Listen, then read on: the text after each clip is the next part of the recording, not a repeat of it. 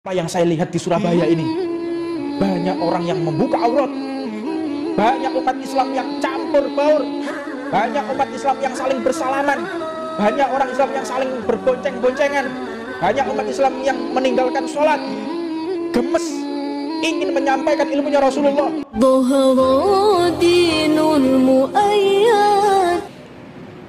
Kita mendengar cerita Al-Habib Muhammad bin Idris Al-Habsyi. Ketika beliau berdakwah, ada Al-Habib Abu Bakar bin Yahya di Surabaya. Waktu itu di zamannya Al-Habib Muhammad bin Idris Al-Habsyi. Beliau Abu Bakar bin Yahya ini seorang mutakallim, pandai sekali untuk ceramah. Sampai-sampai beliau itu gemes, saya ingin menyampaikan dengan apa yang saya lihat di Surabaya ini. Banyak orang yang membuka aurat, banyak umat Islam yang campur baur, banyak umat Islam yang saling bersalaman, banyak orang Islam yang saling berbonceng-boncengan, banyak umat Islam yang meninggalkan sholat, gemes ingin menyampaikan ilmunya Rasulullah, ingin berdakwah. Seorang Habib Muhammad yang masih muda, masih semangatnya tinggi, dipahami oleh Habib Muhammad bin Idris Al-Habsyi. Habib Abu Bakar bin Yahya semangatnya masih tinggi, dipahami oleh Habib Muhammad bin Idris Al-Habsyi. Ketika dipahami, dikasyaf, dilihat, oh orang ini ingin dakwah. Maka akhirnya selesai dakwah, selesai menyampaikan, selesai di Rauhah, selesai Rauhah, Al-Habib Abu Bakar bin Yahya dipanggil oleh Habib Muhammad bin Idris Al-Habsyi. Ya waladi, wahai anakku, kemari. Aku mengerti apa yang ada di dalam hatimu, dan aku sudah sampaikan apa yang ada di dalam hatimu masuk ke dalam mereka satu persatu yang hadir. Ini kita diajarkan, dakwah itu bukan pandai kita merangkai kata. Dakwah itu bukan pandainya kita menyusun kalimat. Tetapi dakwah yang benar itu tatkala kita bisa ikhlas di hadapan Allah Subhanahu wa taala. Tatkala kita bisa membersihkan hati, tatkala kita benar-benar tidak ada sum'ah, gila popularitas, benar-benar ingin menyampaikan ilmunya Rasulullah tanpa ada nafsu, maka disitulah Allah Subhanahu wa taala menurunkan hidayah kepada mereka yang ada di sekeliling kita sebelum kita berbicara. Sekarang banyak orang berbicara tidak membawa hidayah, justru membawa perpecahan. Orang berbicara justru membuat terpecah umat Rasulullah. Orang berbicara justru membuat si pendengarnya mengganti posisi duduknya atau sampai mereka keluar dari majelis. Apa sebab? Introspeksi dirimu. Apa yang telah engkau lakukan di balik majelis? Apa yang telah engkau lakukan ketika sendirian? Apakah engkau sesuai dengan para salafmu? Apakah engkau sudah sesuai dengan mereka yang dekat kepada Allah Subhanahu wa taala? Jika tidak, evaluasi dirimu dan introspeksi dirimu serta perbaiki diri kita semua. Yang kedua,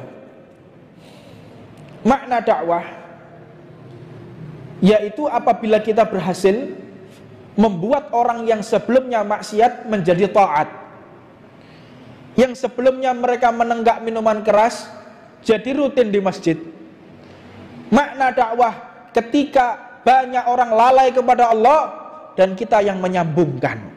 Itu makna daripada dakwah. Bukan cuman kita rame-rame, bukan cuman kita berkumpul gembar-gembor ke sana kemari, tidak. Tapi lihatlah athar dakwahmu.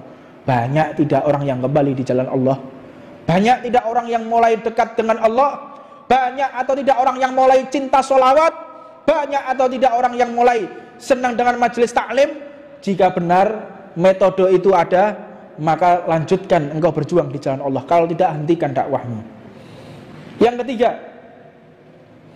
jika engkau berdakwah di jalan Allah, kita mulai dakwah, hindari menceritakan guru kita, hindari menceritakan keistimewaan majelis kita kepada majelis orang lain. Tapi kalau sesama kita silahkan. Tapi kalau kita menceritakan atau akan menimbulkan ta'assub, akan menimbulkan fanatik kepada golongan. Jika seseorang menceritakan keistimewaan majelisnya kepada majelis yang lain, kau nggak tahu majelisku itu seringkali didatangi Rasulullah. Majelisku itu mendapatkan hidayah dari Allah. Majelisku, engkau menceritakan hal ini kepada majelis orang lain, wallahi ma yanfa'. Demi Allah tidak ada manfaatnya sama sekali. Justru akan menyebabkan kecemburuan orang lain. Justru akan membuat orang lain tidak mencintai, antar majelis terpecah. Namanya manusia, semua punya perasaan. Semua punya perasaan. Makanya jangan sesekali kita ta'assub, fanatik kepada majelis kita, sehingga memandang remeh majelis orang lain. Sehingga kita kadang-kadang keceplosan. Kalau teman-teman sendiri sama-sama jamaah silahkan menceritakan. Tapi kalau ada orang lain datang, diam. Jangan dijawab, jangan pula ditandingi. Menang, diam. Ini metode para aslafun salih. Mereka yang tidak ingin menceritakan kemuliaan kepada orang lain, diam. Makanya kalau ada orang lain terus bangga, majelis saya ini lebih hebat dari majelisnya fulan. Majelisnya fulan kelas kacangan nih, kelas kacangan nih. Majelis saya seperti permata. Sungguh bodoh jika orang sudah memiliki permata dibuang begitu saja, pindah ke majelis yang lain. Nah, ini akan membuat seseorang akan semakin cemburu kepada majelis tersebut. Ini metode yang diajarkan oleh guru-guru kita. Tidak membuat kecemburuan kepada orang lain. Ini hindari. Beberapa kesempatan saya sering mendengar orang yang menceritakan majelis ini kepada majelis yang lain. Wallahi saya tidak ridho. Saya tidak ridho yang seperti itu. Sturhal, tutup. Gak perlu kita menceritakan hebatnya begini, upayanya memang gak perlu. Faedah. Apa faedahnya? Akan membuat orang semakin dekat kepada kita? Tidak. Semakin dia membuat cinta kepada Allah dan Rasulnya? Tidak. Gak ada manfaatnya. Maka jangan membuat mereka cemburu kepada kita. Tutup. Agungkan majelis orang lain, cintai majelis orang lain, agung-agungkan, harumkan. Untuk kemuliaan kita tutup. Biar internal kita sendiri yang tahu. Yang keempat, jika kita mulai berdakwah kepada Allah Subhanahu wa taala, istihdhar syekh, hadirkan guru kita. Hadirkan guru kita. Ketika engkau sebelum menyampaikan ilmunya Allah, yakin, ta'alluq, intiwa, menyatu, bersatu padu antara jiwa kita, roh kita dengan roh guru kita. Sambungkan, kuatkan. Begitu menyambung, begitu kuat, maka engkau akan mendapatkan kekuatan yang tidak engkau kira. Engkau akan mendapatkan satu ilmu yang belum pernah engkau tahu. Ini berkah daripada istihdhar syekh.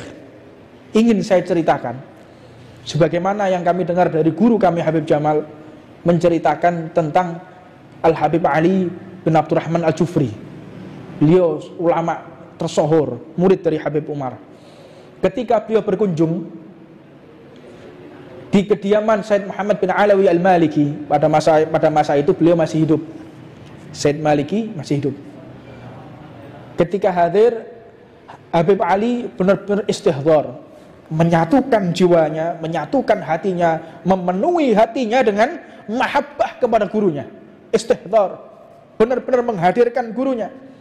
Maka ketika Habib Ali datang, para ulama berdiri dan Said Muhammad bin Ali Al-Maliki pun menyambut. Disambut sehingga Habib Ali ini pun sampai bingung. Saya ini kan santrinya, tapi bagaimana saya disambut oleh para ulama? Saya disambut oleh Said Muhammad bin Al-Maliki, luar biasa. Sampai beliau pun diberikan kesempatan untuk berbicara, luar biasa. Penyambutan luar biasa. Maka di musim haji berikutnya, atau mungkin umrah yang di lain waktu, beliau hadir dan bertamu ke rumah Said Muhammad bin Al-Maliki. Said Maliki tidak berdiri, para ulama pun biasa, dan ditempatkan di tempat jamaah. Tadinya ditempatkan di depan, akhirnya ditempatkan di jamaah. Ya. Akhirnya Habib Ali bingung. Yang pertama saya diistimewakan, begitu istimewanya. Tapi yang kedua biasa-biasa saja. Apa sebab ketika datang yang kedua tidak menggunakan istihdhar syekh, tidak menyatukan hatinya kepada gurunya, melupakan gurunya. Ketika dia ngajar, ketika dia datang majelis, melupakan gurunya, wis, tidak ada nur dalam majelis tersebut. Tidak benar jika seorang murid melampaui gurunya, jika seorang murid melupakan gurunya, jika seorang murid mungkin melangkahi gurunya. Nauzubillah min dzalik. Engkau tidak akan mendapatkan apa-apa. Ini sekelas Habib Ali bin Abdurrahman Al-Jufri tidak dihiraukan tatkala melupakan hatinya kepada Habib Umar bin Hafid. Maka benar-benar kita harus pelajari bagaimana seseorang yang berdakwah di jalan Allah Subhanahu wa taala. Yang kelima, dakwah itu kita khidmah kepada umat, bukan membuat umat berkhidmah kepada kita. Inna dunya wal akhirah yaktum li khidmati Muhammad. Dunia dan isinya, alam semesta, dunia dan langit berkhidmah kepada Rasulullah, mengabdi kepada Rasulullah. Dan dunia ini pun akan menjadi pengabdi bagi mereka yang mengabdi kepada Rasulullah. Maka jangan sampai membuat umat yang berkhidmah kepada kita, umat yang mengabdi kepada kita, tapi buatlah kita yang mengabdi kepada umat. Ini masih kelima, insyaallah yang 6 yang ketujuh kita akan bahas di minggu yang akan datang karena waktu sudah habis. Mudah-mudahan Allah Subhanahu wa taala memberikan istiqomah kepada kita. Rabbana atina fid dunya hasanah wa fil akhirati hasanah wa qina adzabannar. Wa 'ala man wa sayyidina Muhammad bin Hafid wa 'ala man zaman wa 'ala mahib zaman wa hadratan Fatihah.